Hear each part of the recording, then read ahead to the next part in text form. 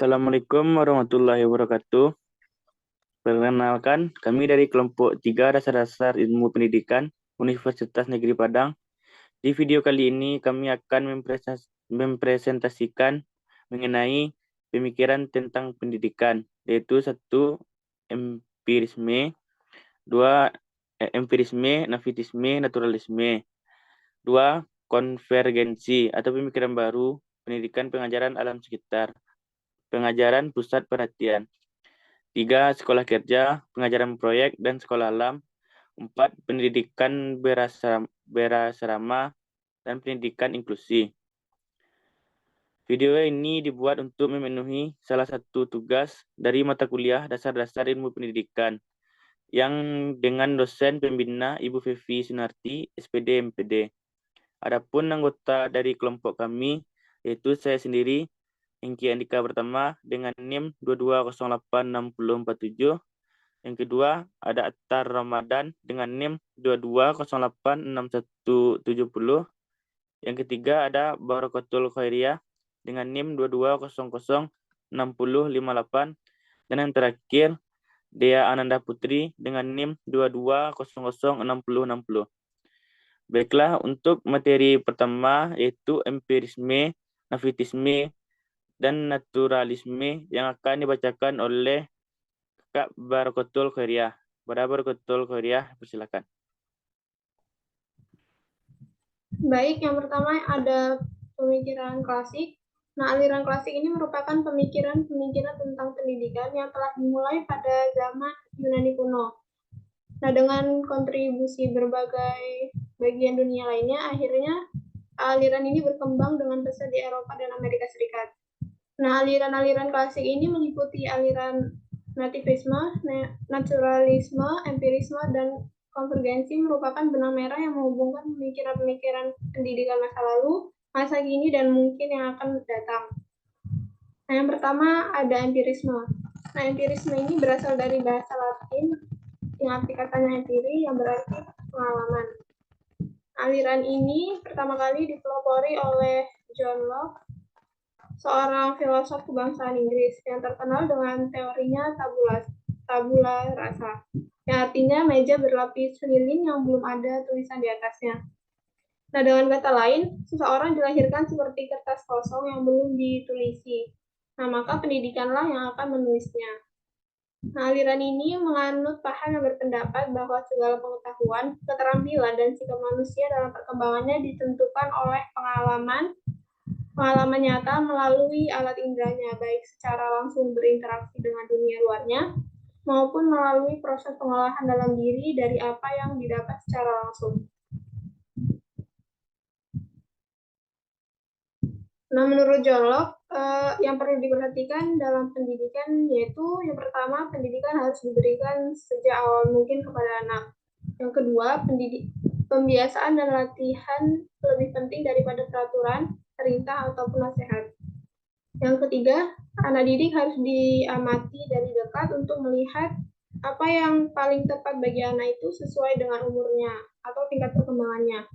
Selanjutnya, hasrat-hasratnya yang amat kuat, kecenderungannya mengikuti orang tua tanpa merusak semangat anak itu. Selanjutnya, anak harus dianggap sebagai makhluk rasional. Yang terakhir, pelajaran di sekolah jangan sampai menjadi beban bagi anak, namun hendaknya pelajaran itu atau pendidikan di sekolah itu dilaksanakan dengan menyenangkan. Yang kedua yaitu nativisme. Nah, nativisme ini berasal dari bahasa Latin yang arti katanya native, yang berarti terlahir. Aliran ini pertama kali dipelopori oleh Schopenhauer, seorang filosof kebangsaan Jerman yang hidup dalam tahun 1788 sampai 1880. Nah, beliau berpendapat bahwa pendidikan ialah membiarkan seseorang bertumbuh berdasarkan pembawaannya. Nah, artinya seseorang akan berkembang berdasarkan apa yang dibawanya sejak lahir. Nah, hasil lahir dari perkembangan dan pendidikan manusia ditentukan oleh pembawaannya dari lahir. Nah, pembawaan itu ada yang baik dan ada pula yang buruk. Oleh karena itu, manusia akan berkembang dengan pembawaan baik maupun pembawaan buruk yang dibawanya sejak lahir. sejak lahir. Nah, bagi nativisme, lingkungan sekitar tidak ada artinya sebab lingkungan tidak akan berdaya dalam mempengaruhi perkembangan dan pendidikan, tidak berpengaruh sama sekali terhadap perkembangan seseorang. Nah, menurut aliran ini, pendidikan yang diberikan tidak sesuai dengan pembawaan seseorang, maka pendidikan itu tidak akan ada gunanya untuk perkembangan. Selanjutnya, naturalisme. Naturalisme ini berasal dari bahasa Latin, dari kata nature yang artinya alam, tabiat, dan pembawaan. Aliran ini pertama kali dipelopori oleh J.J. Rousseau yang hidup pada tahun 1712 sampai 1708. Nah, beliau ini seorang filosof kebangsaan Perancis. Nah, teorinya mengatakan bahwa anak sejak lahir sudah memiliki pembawaan sendiri-sendiri, baik bakat, minat, kemampuan, sifat, watak, pembawaan-pembawaan lainnya. Nah, ciri utama aliran ini adalah dalam mendidik seorang anak harus dikembalikan kepada alam agar pembawaan seseorang itu tetap baik dan tidak dirusak oleh pendidikan. Dengan kata lain, pendidikan yang baik itu supaya berkembang secara spontan. Demikian pemaparan dari saya kembalikan ke moderator. Terima kasih. Terima kasih kepada Kakak Barakatul Khairia. Untuk materi selanjutnya itu materi 2 yang berjudul konvergensi atau pemikiran baru pendidikan, pengajaran alam sekitar, pengajaran pusat perhatian yang akan dibacakan oleh Kak Dea Ananda Putri. Kepada Kak Dea Ananda Putri, dipersilakan. Baik, terima kasih kepada moderator. Di sini saya akan menjelaskan mengenai aliran konvergensi. Aliran ini memadukan antara pembawaan sejak lahir dengan pengaruh lingkungan yang diistilahkan dengan faktor dasar dan faktor ajar. Pembawaan merupakan potensi-potensi yang ada pada diri manusia sejak lahir yang perlu dikembangkan dengan adanya pendidikan atau lingkungan. Pemikiran baru pendidikan. Yang pertama, pengajaran alam sekitar. Gerakan pendidikan yang mendekati peserta didik dengan alam sekitarnya adalah gerakan pengajaran alam sekitar. Perintis pergerakan ini antara lain adalah F.R. Finger tahun 1908 tahun 1808 sampai 1888 di Jerman dengan nama Heimatkunde atau pengajaran alam sekitar. Beberapa prinsip gerakan ini adalah pertama, dengan pengajaran alam sekitar itu guru dapat memeragakan secara langsung sesuai dengan sifat-sifat dan dasar-dasar pengajaran. Yang kedua, pengajaran alam sekitar memberikan kesempatan sebanyak-banyaknya agar peserta didik aktif atau giat, tidak hanya duduk, dengar, dan catat saja.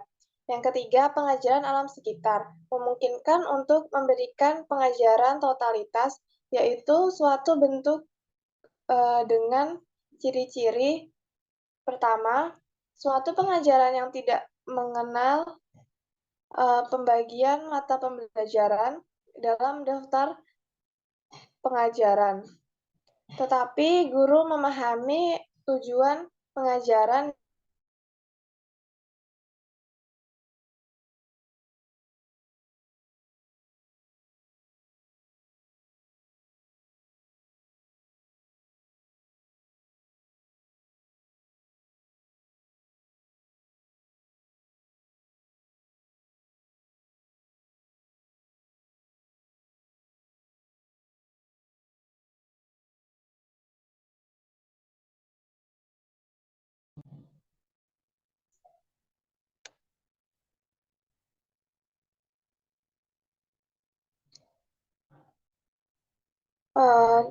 Yang kedua, suatu pengajaran yang menarik, minat, karena segala sesuatu diputuskan atas suatu bahan pengajaran yang menarik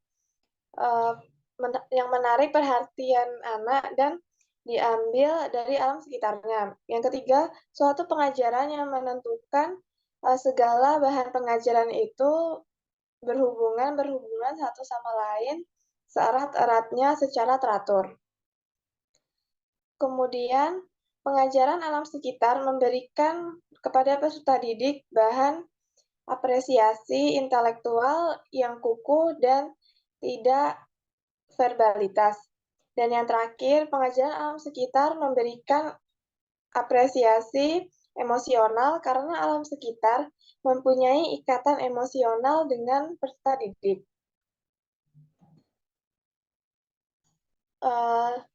Kemudian, pengajaran pusat perhatian.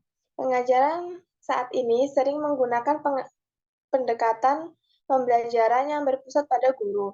Tetapi berdasarkan kurikulum yang berlaku sekarang, pendekatan pembelajaran yang berpusat pada guru atau teacher-centered learning dituntut untuk mengubahnya menjadi pendekatan pembelajaran yang berpusat pada siswa atau student-centered learning.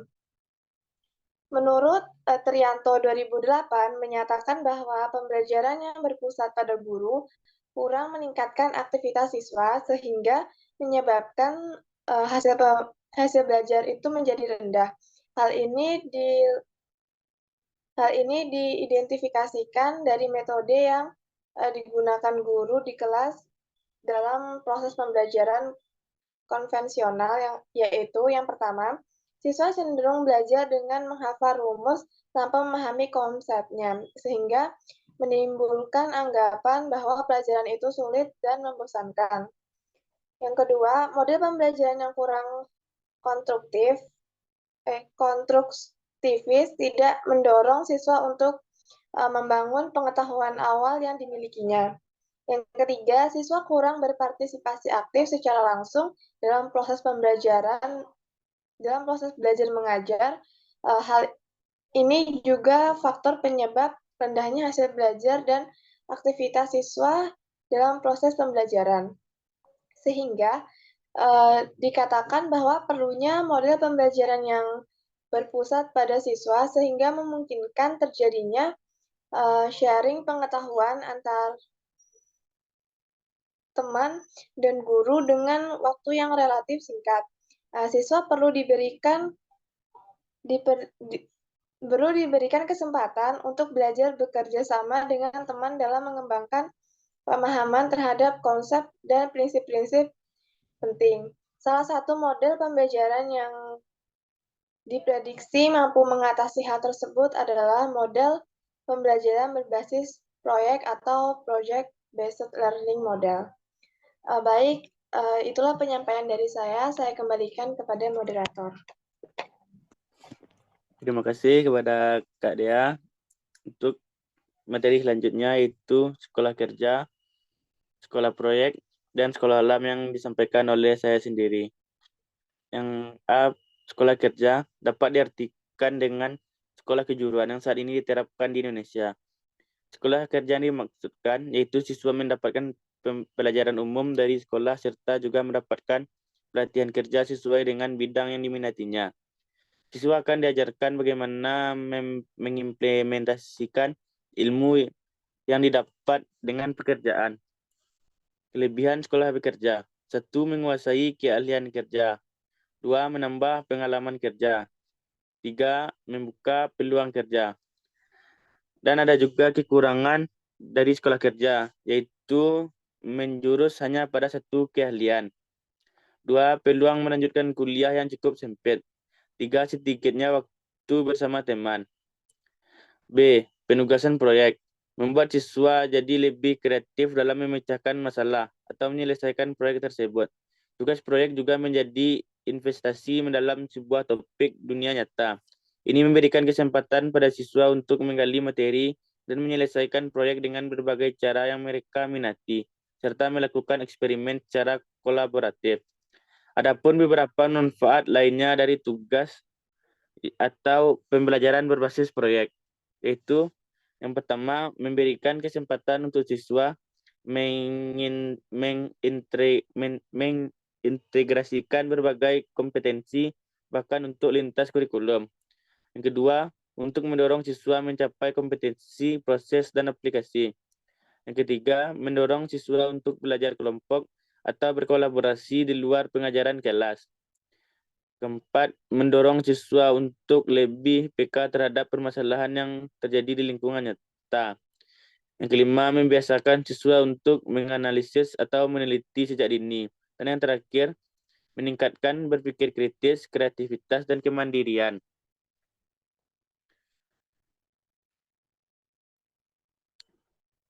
Oke, melansir dari buku berjudul Modul Pendidikan Agama Islam Berbasis Lingkungan, karya Dr. Neni, sekolah alam adalah sekolah alternatif yang mengajarkan peserta didik untuk langsung berinteraksi dengan lingkungan alam. Jadi, peserta didik tidak hanya mendapatkan pelajaran dari dalam kelas, melainkan juga dari luar kelas. Karakteristik sekolah alam. Berikut beberapa karakteristik sekolah alam, sebagaimana disebutkan dalam buku bertajuk Belajar Anywhere oleh Ricky Arnold Gill. Yang pertama berada di luar kelas dan memiliki lingkungan alam yang dimanfaatkan untuk belajar. Yang kedua, memberikan kebebasan untuk berkreativitas kepada peserta didik. Yang ketiga, belajar dilakukan sambil bermain sehingga suasana belajar menjadi lebih menyenangkan. Yang keempat, pendidik berperan sebagai fasilitator yang memberikan rangsangan untuk pengembangan murid. Yang kelima, pendidik juga berperan sebagai partner yang baik bagi peserta didik ketika belajar. Yang keenam, metodologi pembelajaran diterapkan dalam bentuk action learning yang mengarah pada pencapaian logika berpikir dan inovasi. Yang ketujuh, kurikulum cenderung 60% praktik dan 40% teori. 8. Buku-buku dan perpustakaan digunakan sebagai rujukan atau sumber pendukung dalam memfasilitasi action learning. Yang ke-9, pendidik dan peserta didik sama-sama belajar guna menghadirkan inovasi baru. Yang terakhir, memberikan apresiasi emosional karena alam juga akan memberikan ikatan emosional pada peserta didik. Sekian dari saya. Dan materi yang terakhir, yaitu materi 4, pendidikan berasrama dan pendidikan inklusi yang akan disampaikan oleh Atta Ramadan. Kepada Atta, silakan. A. Pendidikan sekolah berasrama merupakan perpaduan antara pendidikan yang dilakukan sekolah dan di asrama, di mana siswa menjalani proses pembelajaran secara utuh dari belajar, bermain, dan mendapatkan berbagai keterampilan hidup.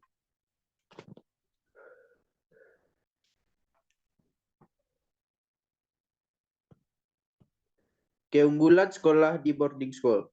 Salah satunya adalah memiliki fasilitas lengkap bagi seluruh murid. Fasilitas tersebut berfungsi untuk menunjang seluruh kegiatan sekolah dari tinggal dengan nyaman. B. Pendidikan inklusif adalah sistem layanan pendidikan yang mengatur agar siswa dapat dilayani di sekolah terdekat, di kelas reguler bersama-sama teman seusianya, tanpa terus dikhususkan kelasnya. Siswa dapat belajar bersama dengan aksesibilitas yang mendukung untuk semua siswa tanpa terkecuali difabel. Tujuan dari pendidikan inklusif adalah memberikan kesempatan yang seluas-luasnya kepada semua peserta didik yang memiliki kelainan fisik, emosional, mental, dan sosial, atau memiliki potensi kecerdasan atau bakat istimewa untuk memperoleh pendidikan yang bermutu sesuai dengan kebutuhan dan kemampuannya.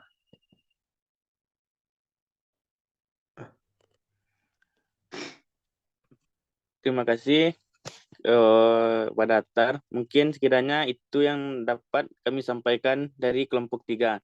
Jika ada salah kata, mohon dimaafkan. Saya akhiri. Assalamualaikum warahmatullahi wabarakatuh.